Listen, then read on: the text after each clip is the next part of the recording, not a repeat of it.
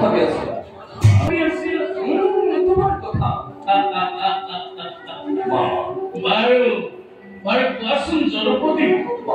এই কুৰুক্ষেত্ৰৰ ভাৱ এৰি মোৰ কথা ভাবিছিলা নে কুৰুক্ষেত্ৰৰ ভাৱৰ মাজতেই মোৰ কথা ভাবিছিলা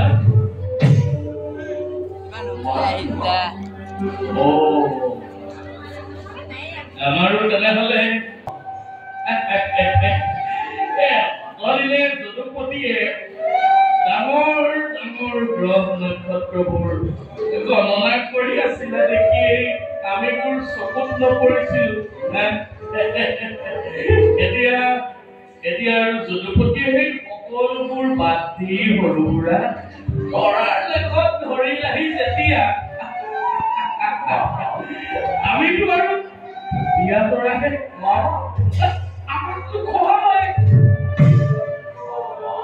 যদুপতি তুমি কিন্তু বৰ চকু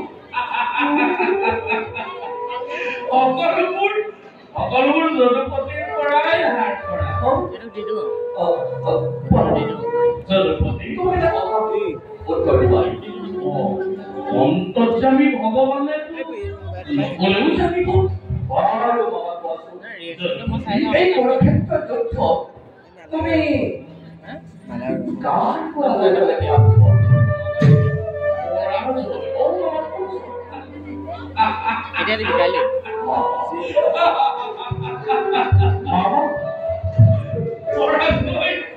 পৰাজয় হ'বলৈ আৰু বাকী নাই মাধৱ এতিয়া ভালেই পাইছো নে বেয়াই পাইছো যদুপতিয়েতো জানেই যদুপতি কৌৰৱৰ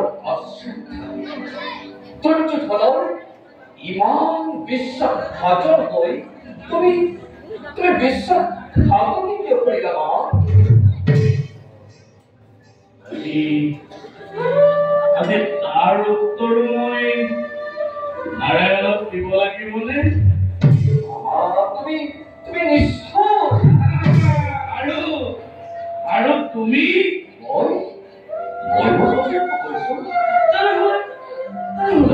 শব্দটো কোনখিনি ক্ষতি হ'ল দয়াময় কি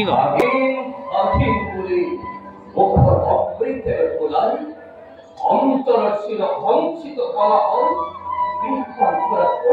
সন্মুখৰ তাকে অভিধাৰণ কৰি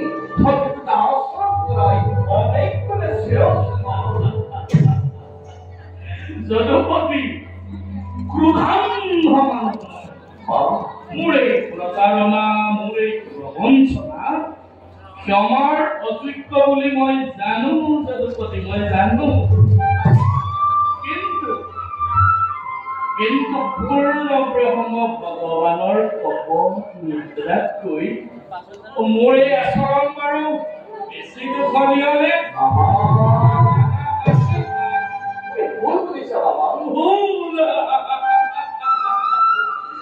যদুপতি ভুল কৰি মই ভুলতেই অভ্যস্ত এতিয়া আৰু এই বয়সত এই ভুল নালাগে দয়াময় নালাগে স্বৰ্ণ লক্ষা চাই কৰিছিল ৰাজমাতা বিভীষণ আৰু স্বৰ্ণ বৈধন কৰি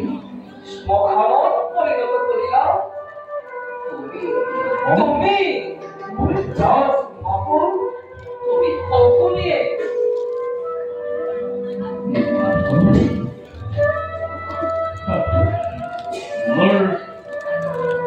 ধন্যবাদ তুমি গ্ৰহণ মোৰ ধন্যবাদ গ্ৰহণ কৰা মই অতি সহজ বৰ পদদেৱী তুমি শকুনিৰ মূৰৰ ওপৰত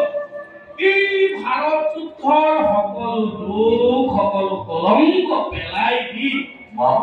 অগতিৰ গতি ত্ৰিজগতৰ পতি ভগৱান কৃষ্ণই যেতিয়া বৰ হাত হাৰিব পাৰে এই শকুনিটো সামান্য শকুনি নহয় তাৰ জীৱন ধন্য তাৰ চৰম ধন্য আৰু এই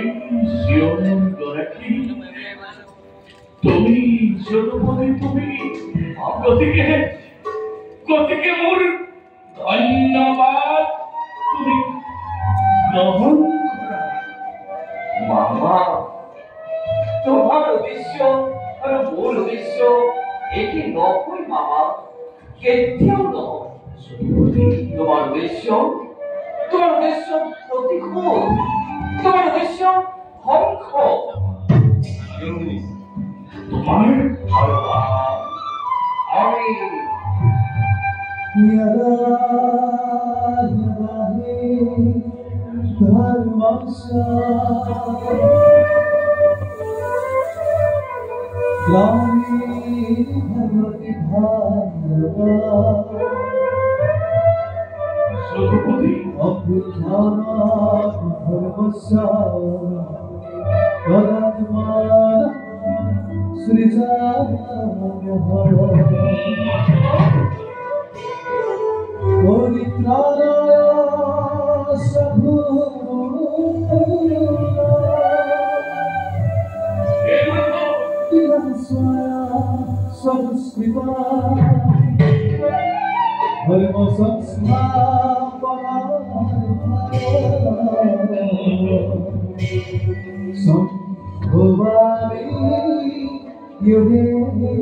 তোমার